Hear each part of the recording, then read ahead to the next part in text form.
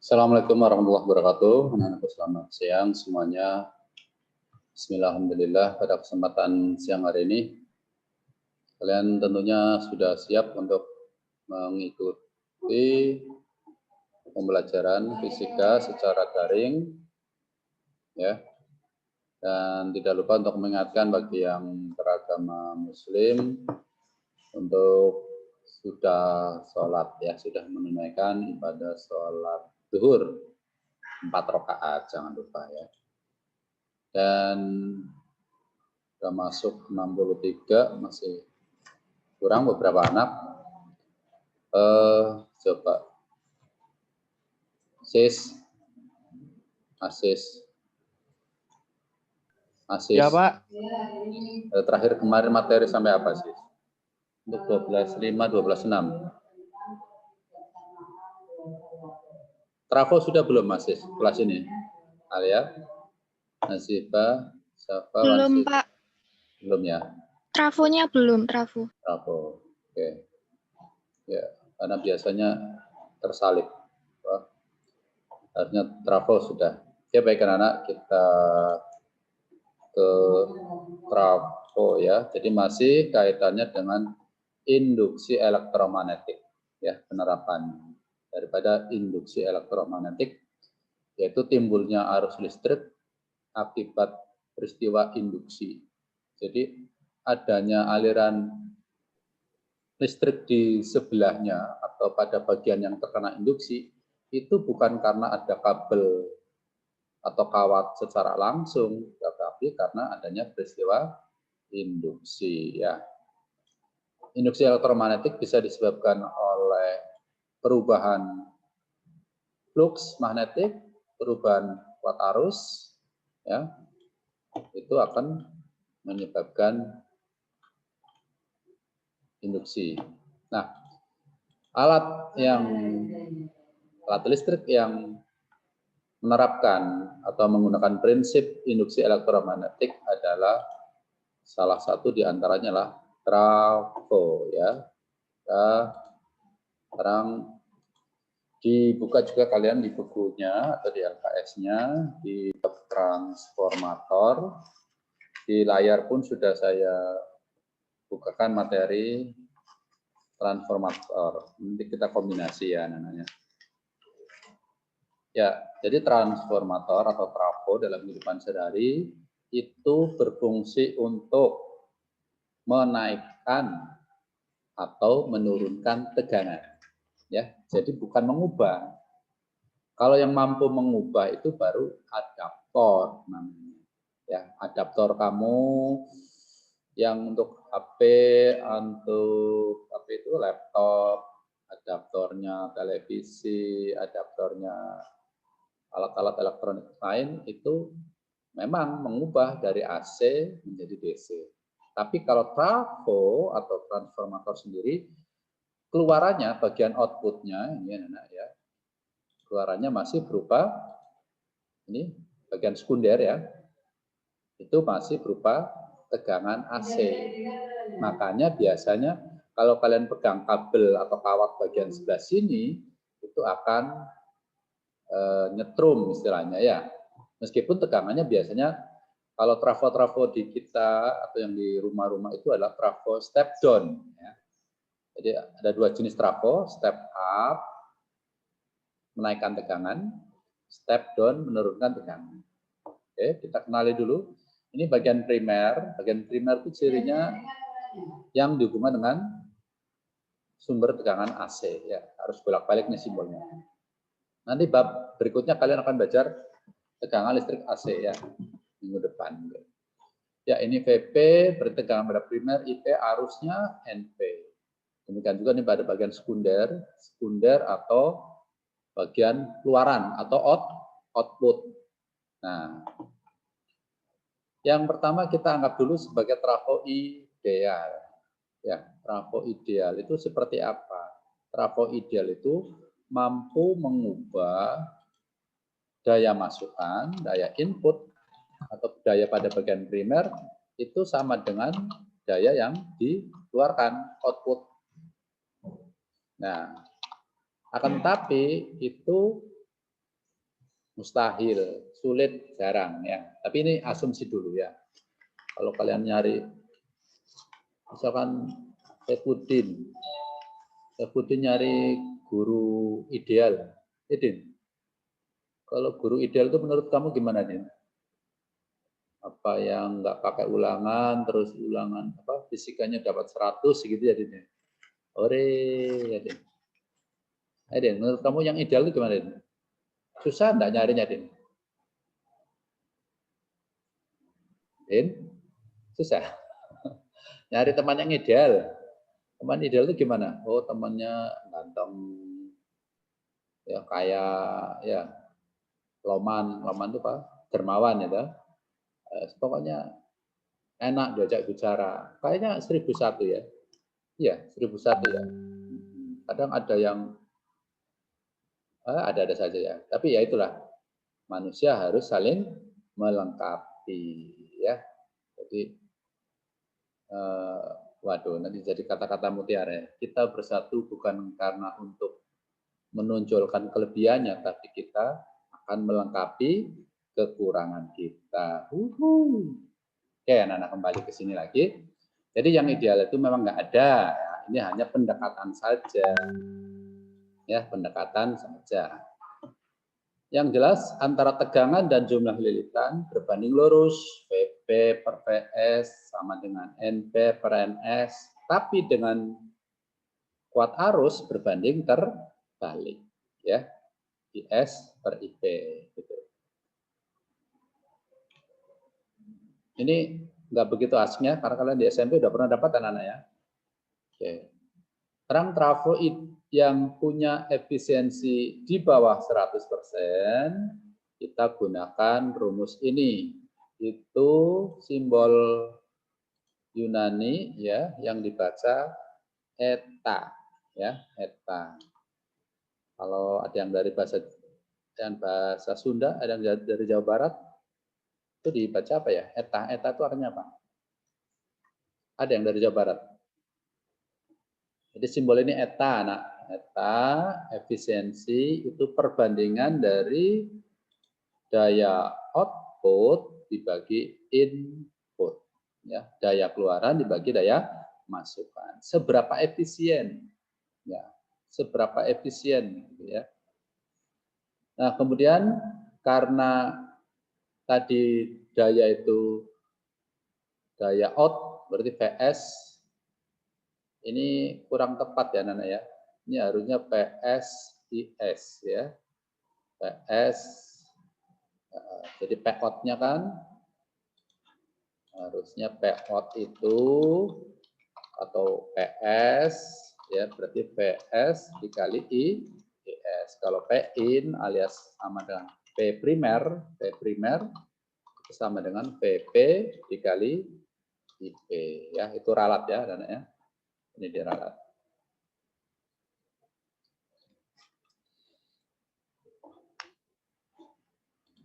Baik, selanjutnya adalah tadi ciri dari trafo step up dan step down. Step up berarti step up ya. Step up berarti bagian sekundernya lebih besar tegangannya, yang dihasilkan lebih besar.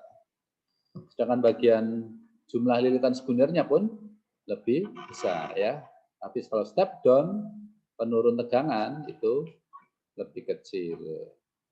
Tegangan sekundernya lebih kecil, jumlah lilitan sekundernya juga lebih kecil. Nah, step down kita jumpai di televisi, di alat-alat elektronik kita, di gardu induk perumahan atau di kampung, di kota itu ya yang gardu-gardu. Itu step down ya. Jadi memang penurunannya tidak langsung secara bertahap ya. Karena tegangan listrik yang dari pembangkit listrik, ya, misalkan dari Python, dari Waduk Karangkates sana, Waduk Karangkates itu mana ya? Ya, itu tegangan yang disalurkan ke sini harus melalui tegangan yang ekstra tinggi. Nanti kenapa? kita bahas di belakang ya. Kenapa harus dilakukan dengan menggunakan tegangan ekstra tinggi ya? Tuh. Contoh ya, biar nggak ngantuk. Feliciawati,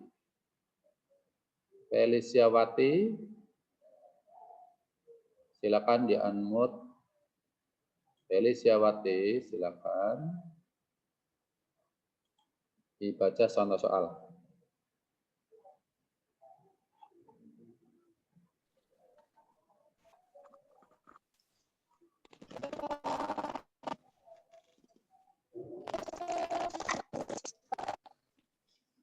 Oh, nggak jelas ya?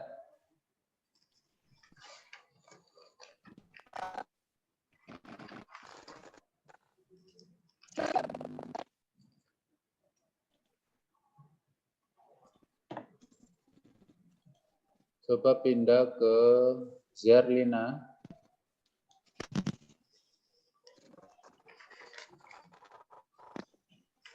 Iya, Pak. Ya, dibaca. Sebuah trafo step up mengubah tegangan 20 volt menjadi 110 volt.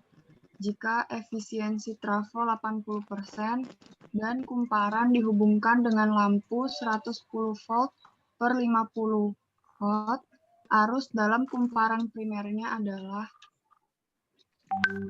Ya, jadi ini trafo step up atau step down, jelas step up ya, mengubah tegangan 20 menjadi 110. Nah, ingat. Ini masih AC ya, dari 20 volt AC menjadi 110 volt AC. Efisiensinya 80%. Wah, bagus sekali. Biasanya efisiensi yang berada di masyarakat trafo 70 atau 65% aja udah bagus. Nah, dihubungkan dengan bagian sekunder ini, 50 watt itu berarti PS ya, daya sekunder. Yang tanyalah berapa IP-nya. Nah, ini pakai rumus ini, Nana. ETA sama dengan PS per PP kali 100% tadi ya, rumus dari efisiensi. PS-nya sudah ada, nggak usah dijabarkan, yaitu dimasukkan nanti 50. Ya, PS-nya 50. PP-nya dijabarkan PP kali IP.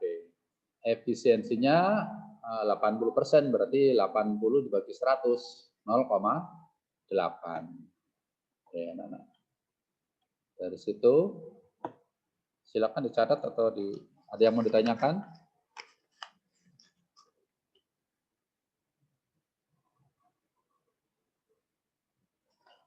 Ada yang perlu ditanyakan, anak?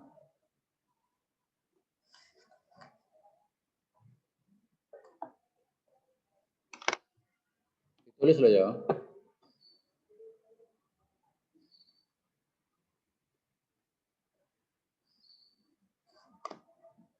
Atau di screenshot. Screenshot ya.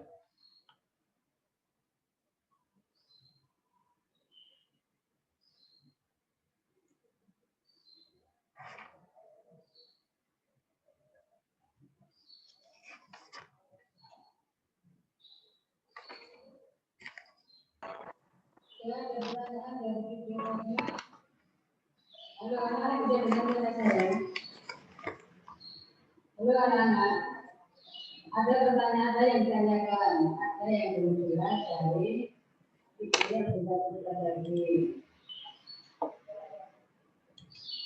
Apa perlu dijelaskan lagi? Saya kira itu sudah jelas. Tapi kalau memang ada pertanyaan, boleh yang siapa yang belum jelas dan bagaimana yang belum jelas. Oke, kita lanjutkan, anak-anak. Ya, trafonya sudah. Untuk induktansi kemarin sudah ya, ini tadi rumus-rumus GGL ya, yang tegangan atau GGL yang disebabkan pada peristiwa induksi ini ya, rumusnya. Min L itu induktansi diri, DI ya, ini bukan DI per delta atau delta I per delta T ya. Di mana L-nya bisa diperoleh dari N flux per I. Energi yang tersimpan pada induktor itu lilitan kawat. ya, lilitan kawat anak induktor ya. Setengah Li kuadrat, rumus energi yang tersimpan pada induktor, setengah Li kuadrat.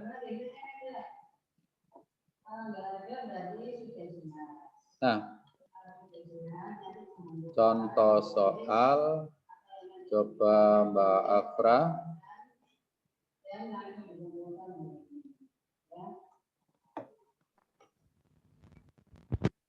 Sebuah kumparan induktansi diri 0,5 Henry, berapakah besarnya GGL induksi yang dibangkitkan dalam kumparan tersebut jika ada perubahan arus listrik dari 400 mA menjadi 100 mA dalam waktu 0,2 sekon? Nah, itu anak-anak. Jadi, salah satu penyebab atau dihasilkannya GGL induksi adalah adanya perubahan arus listrik. Ya, maka tadi pakai rumus yang tadi, kita cari delta I atau perubahan arusnya adalah I2 minus 1.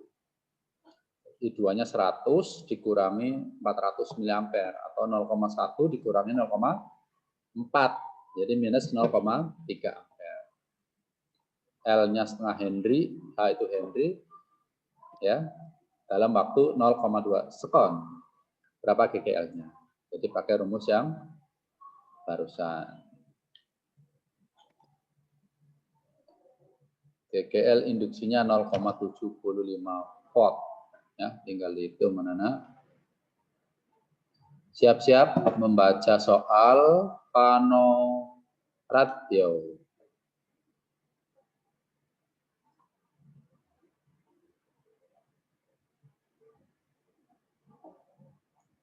Pano? Di-unmute. Ya, soal berikutnya. Pano? Panoratio.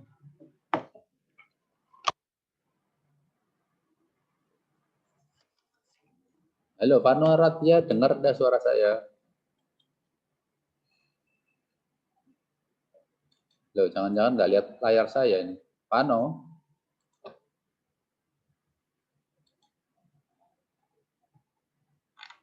Iya, ya dengar. Alif Akbar. Iya, Pak. Ya, silakan dibaca.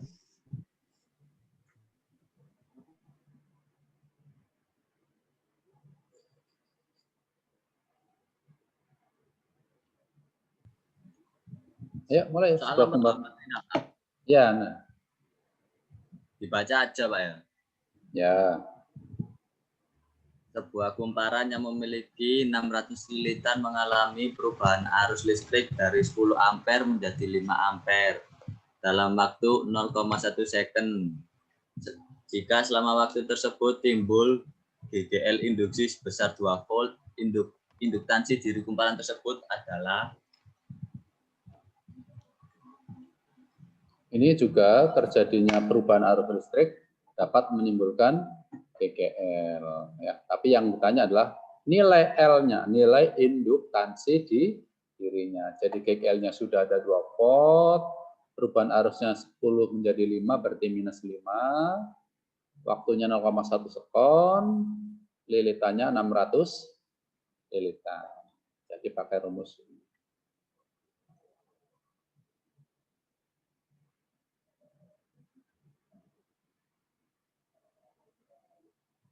Alif Akbar. Selanjutnya Dharma Yuda.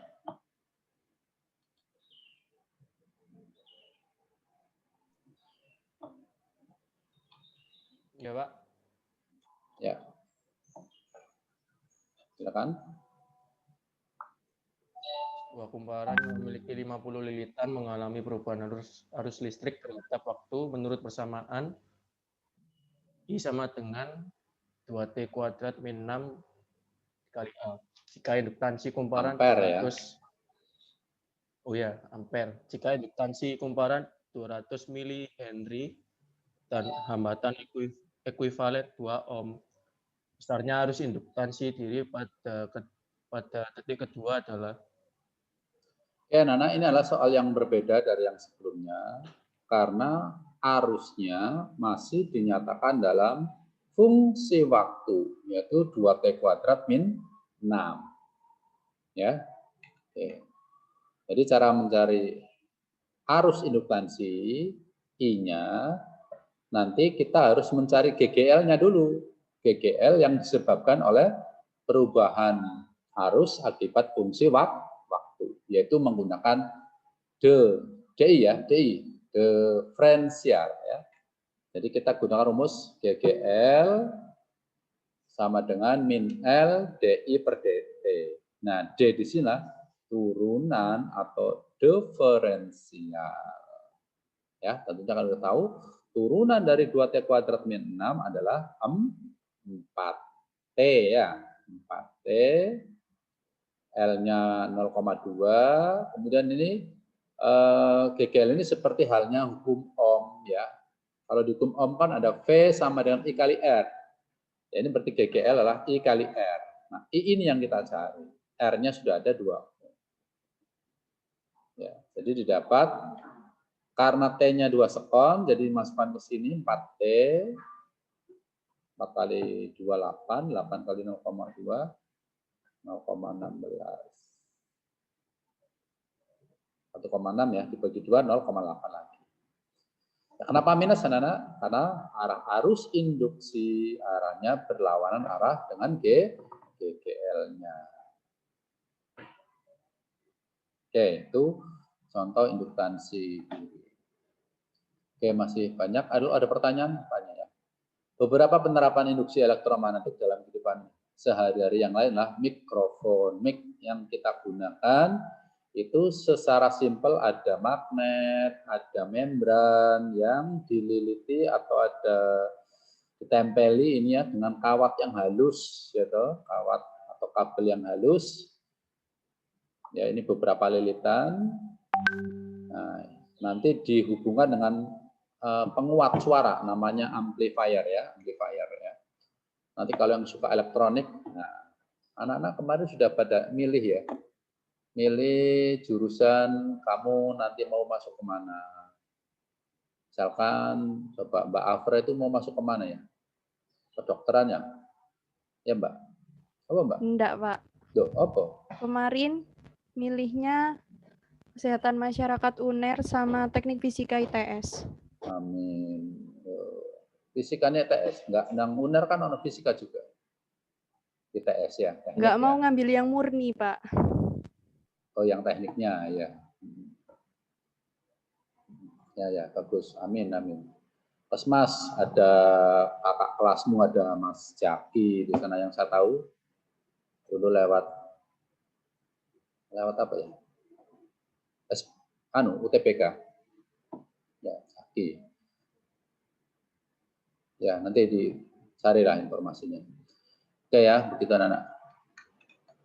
Nah, kemudian contoh yang lain lah alat gesek pada kartu kredit atau EDC ya. Nah, kalau kamu di market atau di minimarket itu ada ya. Nanti kurang 10 menit kalian bergabung lagi ya langsung. Nah, di sini kalau kalian punya kartu kredit ya, tapi kartu kredit membuat kita boros katanya ya. Saya sendiri tidak pernah mau kalau ditawari kartu kredit, gitu. Katanya membuat kita konsumtif, ya nanti tahu-tahu tagihannya membengkak. Ya. Tapi kalau yang beruang ya monggo ya, kalau yang beruang.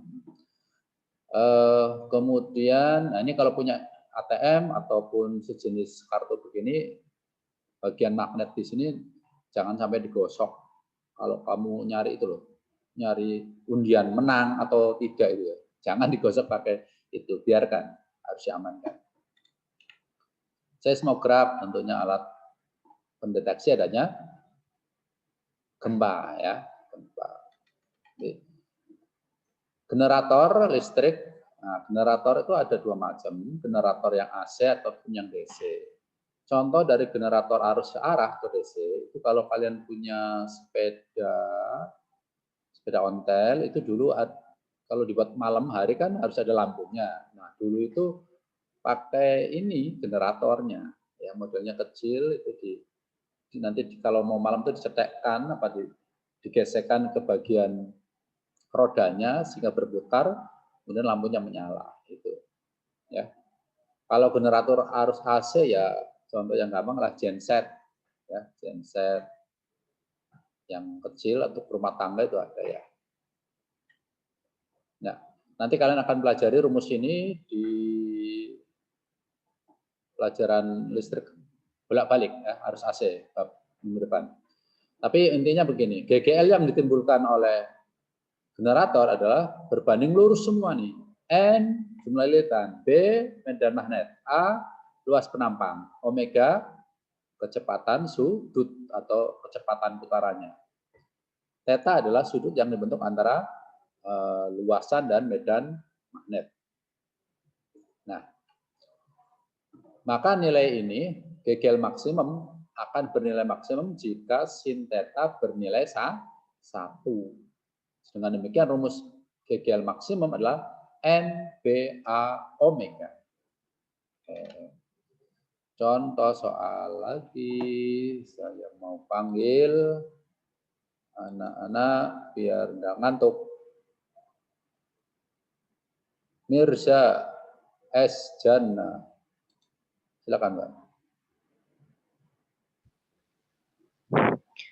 Sebuah generator AC memiliki kumparan berbentuk persegi dengan panjang sisi 20 cm dan terdiri atas 100 lilitan. Jika generator tersebut menghasilkan GGL dengan persamaan epsilon 150 sin 20 pt, tentukan A frekuensi sumber listrik, B tegangan maksimum yang dihasilkan, C kuat medan magnet yang melalui kumparan ketika tegangannya maksimum. Oke, baik anak-anak. Ya, saya suka sekali. Tolong dibaca ulang lagi ini tadi, Mirza. Bacanya apa ini? Dibaca apa ini tadi? Epsilon, Pak. Oke, epsilon. Ya, betul ya, sesuai dengan ejaan di Yunani itu ya, epsilon. 150 sin 20 pt. Nah. Sisi perseginya 20 cm jadikan meter 0,2, jumlah lilitannya 100 lilitan. Ini fungsi GGL-nya ya, masih dalam fungsi waktu T.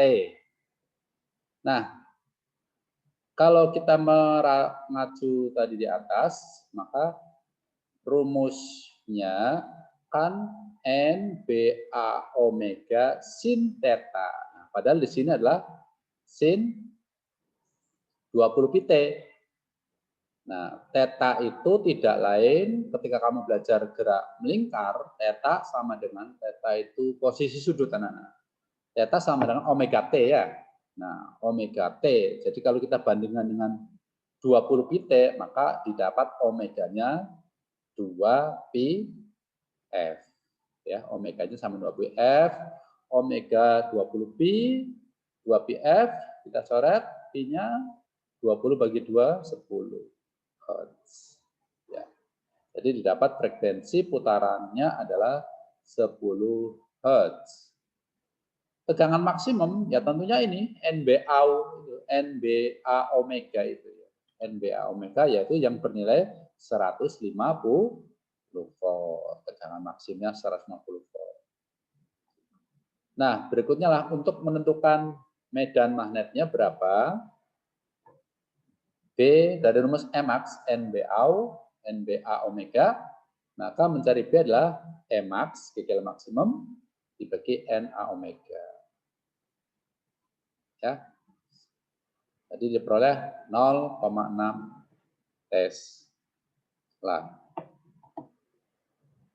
Ada pertanyaan anak-anak? Mungkin kecepatan? Masih ada 4 menit waktunya.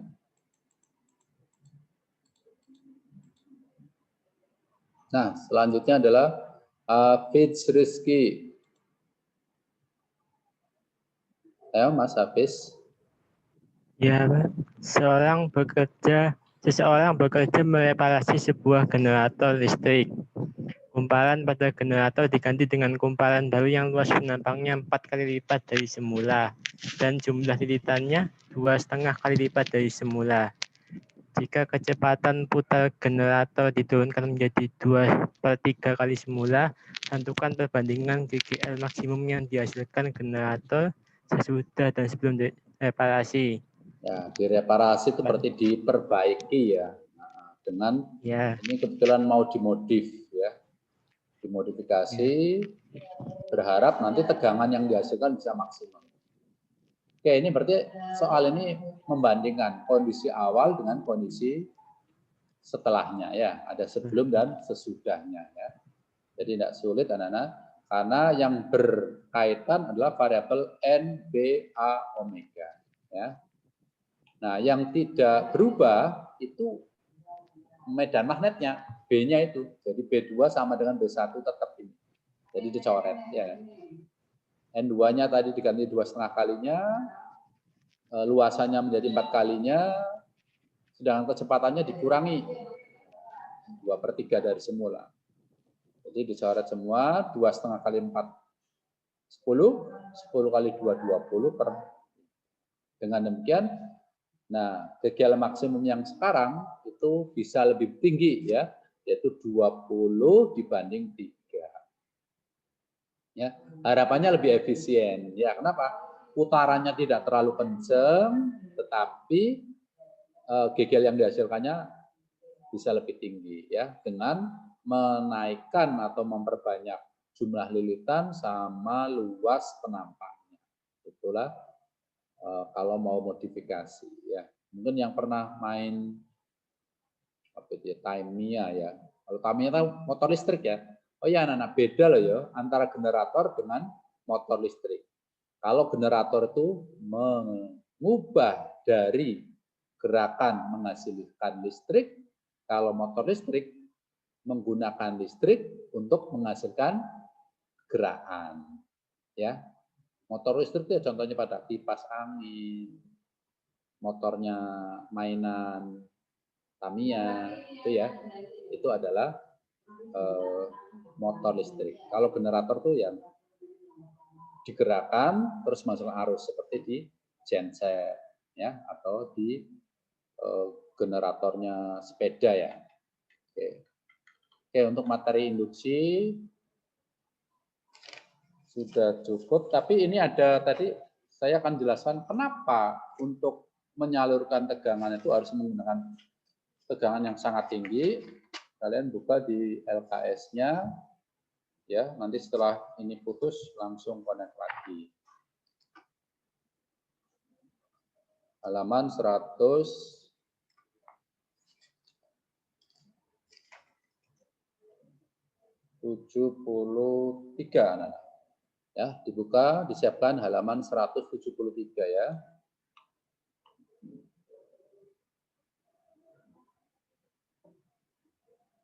Tentang transmisi daya listrik jarak jauh. Ya. Jadi di situ nanti kita akan tahu kenapa menggunakan tegangan yang sangat-sangat tinggi.